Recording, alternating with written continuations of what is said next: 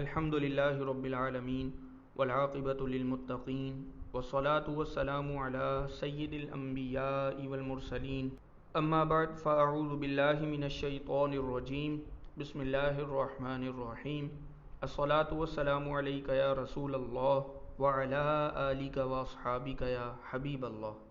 Assalamu alaikum wa rahmatullahi wa barakatuh. Dear brothers and sisters, words such as manners and honor can be used to explain self-respect. Someone who has self-respect aims to avoid every action that may bring him or his self-respect into disrepute.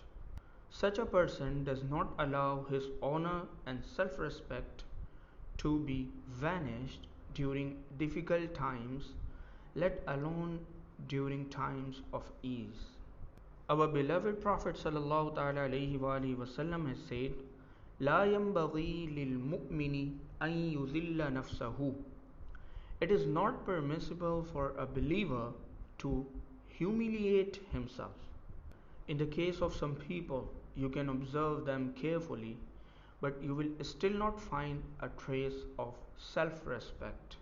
They end up saying or doing things that not completely blemish their honor and self-respect. To make matters worse, they considered such statements or actions a skill and accomplishment. Let's listen some habits that are contrary to self-respect.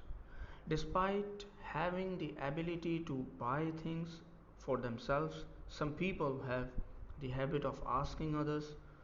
For example, every other day asking the neighbors for matches, tea bags, sugar, etc. Number 2, despite having money, not topping up a phone and asking for someone else's mobile to make a call. Number 3, not buying a pen despite needing it on a regular basis and asking others for theirs. Number 4, not buying your own conveyance like motorbike, car, despite having the means, or asking others for a lift despite being able to travel on the bus.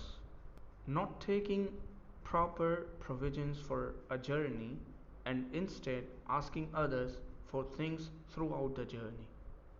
And continuously using someone else's things without his permission. Remember that Allah Almighty does not like this habit of constantly asking others for things. The Prophet sallallahu alaihi wasallam said, indeed Allah Almighty has disliked 3 things for you. Number 1, useless talk. Number 2, wasting wealth. And number 3, constantly asking others. Dear brothers and sisters, just as criticism has been mentioned for constantly asking others, praise has also been mentioned for not asking.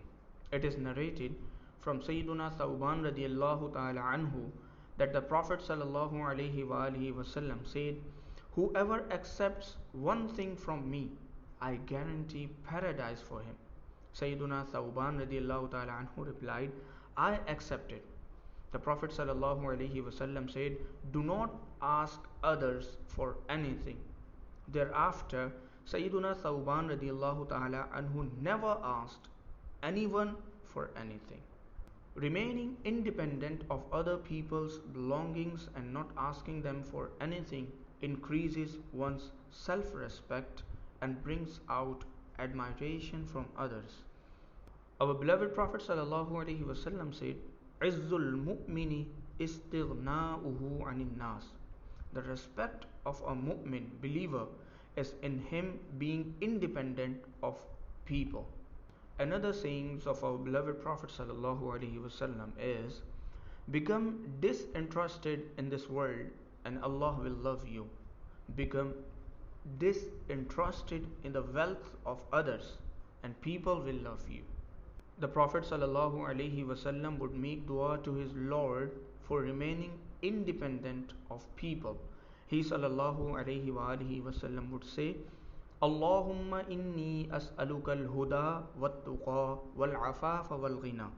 O Allah, I ask you for guidance, piety, purity, and independence from people.